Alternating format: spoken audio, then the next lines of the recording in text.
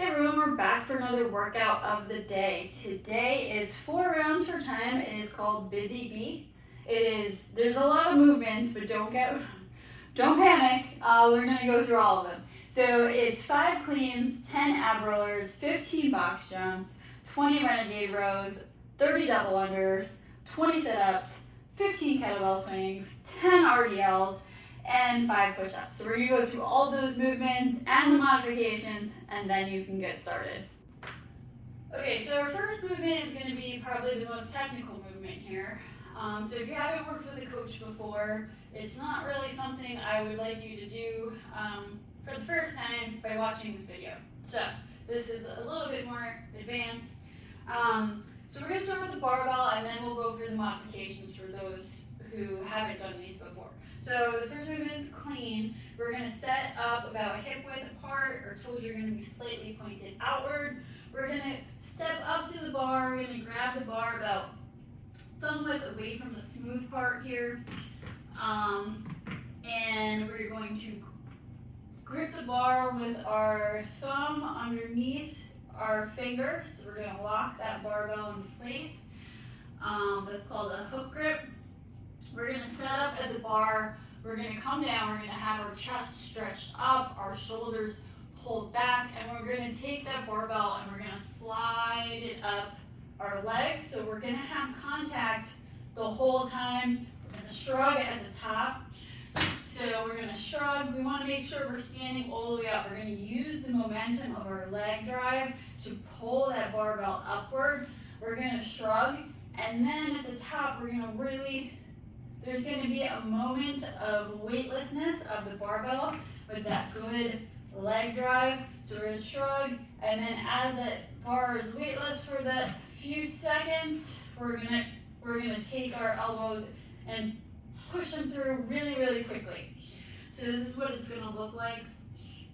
Again, we're setting up. We're nice and tight before we do that pull. We're going to pull, and we're going to land in this quarter squat position. My elbows are up and high, and the barbell is resting on my shoulders here. I'm not holding it with my hands here. So if you find that it's not that you can't let go and staying like I did, you really want to drive those elbows upward.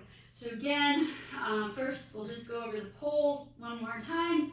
So we're going to set ourselves up, everything's tight and straight. We're going to pull that barbell up, so we're standing all the way up, shrugging, and at the top, we're going to pull those elbows through quickly. We want quick elbows. That's going to really get you in the right position in the right time. So again, if you've never done those, don't worry about that with the barbell. Your other options, if you have a med ball, you can do med ball cleans.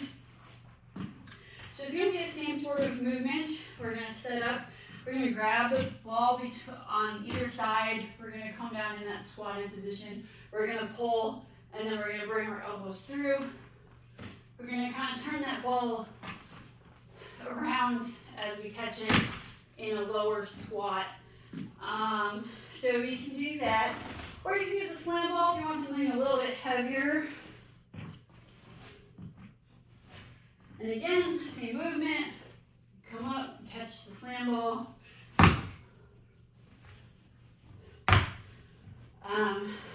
Or you can do 5 in each arm with what do you call this? A dumbbell. So we're going to slide the dumbbell down to our knee. Now, what I want you to be aware of is don't let that dumbbell pull you to either side, right? Because that's going to take our back out of alignment. So we want to make sure we're coming straight down, and then we're going to pop and pull that dumbbell up again, and it's landing, resting on that shoulder there. So the next movement is going to be our ab roller. Don't have an ab roller, get one. Awesome for those 6-pack abs. Everybody asks me how you get. So we're going to set up, we're going to be on our knees, we're going to roll that that ab roller forward until we're straight. We're going to use the ab muscles to push out and come back. So we don't want to be using our arms, pulling our arms. We are using those abs to pull in and out.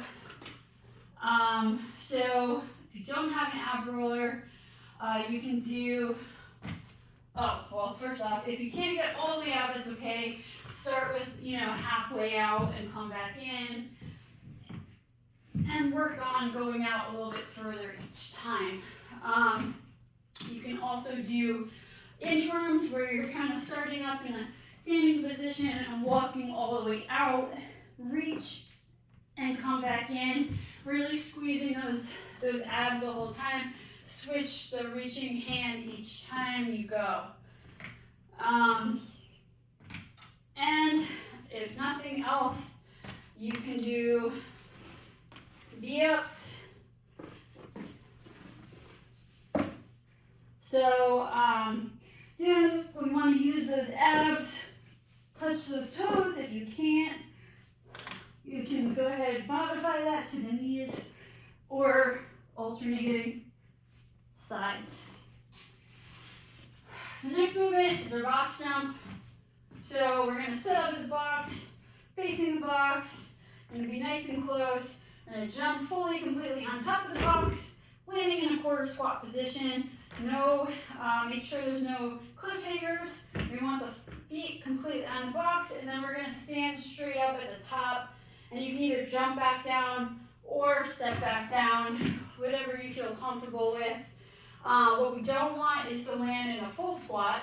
If you're doing that, it's really going to put some pressure on those hips and knees that just is unnecessary. So really try to jump fully onto the box and land in that quarter squat and stand forward down. Modification would be lower box, setting up plates, stacking them to a height you feel comfortable with. Each time, try to get a little bit higher. Work up that confidence, because I find that box jumps really comes down to confidence, jumping on the box. Not so much, there's ability and strength involved, but a lot of it is mental block there, because you see this thing and you're like, can I jump that high? So work your way up to a height that is good for you. The other thing you can do is step ups. So again, I'm not hanging off the box, my foot's completely on the box. I'm using this leg to step up. Once that leg is straight, then I can go ahead and put that other foot on, step down, switching legs completely and fully on the box. The next movement is going to be our renegade row. So we are going to need 2 dumbbells for this. What is important is that when we set up for this, we're going to be in that push-up position. So our hands are going to be underneath our shoulders, right? And then we're going to set a little bit wider with our legs, because we're going to set a platform, a nice sturdy platform, to be able to move our arms, right? So what we want to focus on is this flat position, so your butt is not sticking up or sagging down. You want to be kind of squeezing those glutes, and you want to be squeezing those abs, because what we don't want is movement back and forth. The only thing that should be moving is your arms. So you really got to engage everything here so that you don't move. Especially when you're just going to add some weights. So I'm going to face forward to show you what it looks like. We're going to have these dumbbells set up, our feet nice and wide, everything's flat and straight, and we're just pulling each arm. And again, we want to avoid rocking. So pay attention to your body, because sometimes when we're tired and we're not really paying attention to our whole body, we're just paying attention to what's moving. Feel if you are rocking back and forth. Take a short video before you start to see what you look like. So you can use lighter weight, you can use no weight, where you're just doing shoulder taps. And again, just because there's no weight doesn't mean you can let loose and go crazy and rock back and forth. You really, really concentrate on squeezing. You can also use a band, and you can pull the band back and forth as well. The next movement I'm not going to demo because it's not going to help you out, but it's a jump rope. So you're going to jump rope. You can do, so the movement is double under. So essentially you want to go under twice before landing. So it's not so much about quickness, it's more about jumping high and about a nice rhythm. So the rhythm is 1, 2, 1, 2, 1, 2. That's how the rhythm should be. It should be like 2, 2, 2. So just try to have that nice, easy, steady rhythm, and that's going to be able to get you where you need to go. If you're not ready for double unders, just do that regular jump rope. If you don't have a jump rope, don't feel comfortable jump roping, not at the level of jump roping, you can do double taps. So you're going to jump and tap your side. So you want to tap twice before landing. Okay, so the next movement is our sit-up, the good old-fashioned sit-up that everybody loves. We're going to come down and we're going to squeeze those abs as we're coming, like consciously squeezing those abs to come up. And then if you can't get all the way up, modification to the knees, right? Or crunches to the shins. What we want to avoid is any strain on our neck, so that's why we're not putting our hands behind our neck like, you know, I used to see in all the military movies and such. Or what they taught you as a kid. We don't do that anymore. Next movement, kettlebell swing. 2 things to avoid before we start with the movement. This is not a squat movement, so I don't want to see squatting down, right? That's going to take away the momentum of the swing. And I don't want you to lean too far back. So how do we know if we're doing any of those 2 things? A good telltale sign is we have the outside of our wrist touching the inside of our thighs. So we're going to bring our hips back. We're bending at the hips, and as we bend at the hips, my knee is going to be slightly bent, but I'm bringing my knees back. You see my knees are back. My shins should be straight up and down. I have a slight bend. My hips are back. I'm reaching back, and my arms are going to come back, and then I'm going to use the momentum of the thrust with your glutes and hamstrings. It's going to bring the kettlebell up to eye height, right? So if we're squatting, we are not creating that movement, that force forward. We're taking away the force forward. So now we're going to have to make up for that somehow by pulling or straining something else, right? So again, you think of like just a regular swing, like you're sitting on a swing going back and forth, right? You need your legs to go back and forth for the swing to go back and forth. That's creating force and movement and momentum, and the same thing is going to happen with the kettlebell swing. We need that straight back and forth, not up and down. As you see, there's no real force pulling that up. So, get our kettlebell swing. This is what it's going to look like. We're going to come back. We're going to squeeze our butt at the top.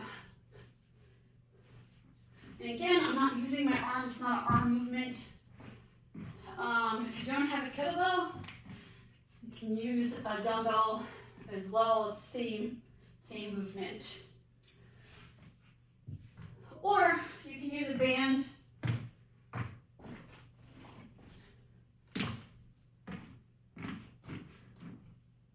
So we want to step in the band, pulling the band through our legs, and again, we're going to just have that same movement coming forward.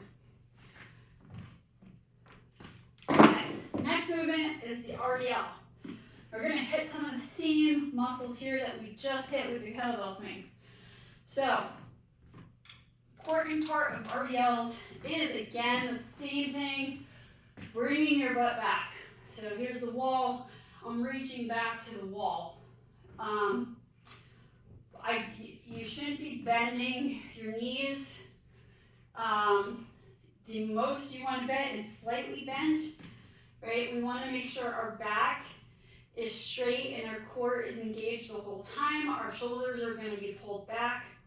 So what I'm going to show you is with the barbell first, and then we'll go to other options, right? So if we were going to use the barbell, you know what, let me take this off.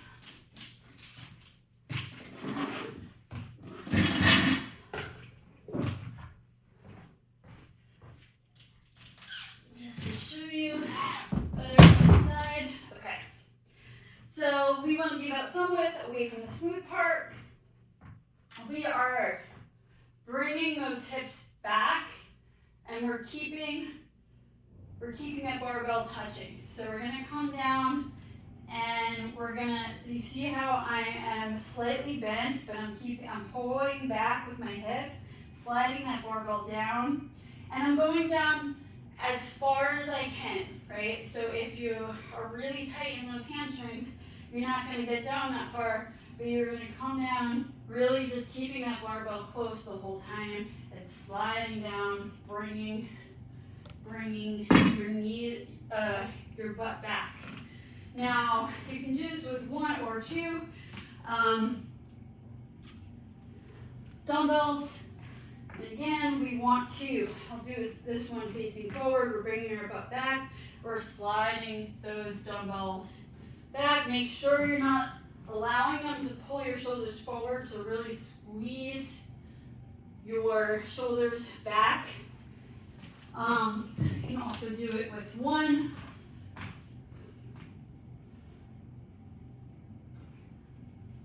And we can also do it with a kettlebell. You can do one leg or two. So we're gonna do it with two legs first. We're gonna come down, really focus, or you can do one leg at a time, really concentrating on staying stable and steady. If you find yourself unsteady with the one leg, it means that we need to work a little bit more on that strength. So, one more movement to go. It is our push-up. We want to be, same thing as our renegade rows, we want to be hand underneath shoulders, and our feet are going to be probably about 6 inches apart. And we're going to come down, no sagging, no up. We want to be in a nice straight line, come down, and everything should be nice and even.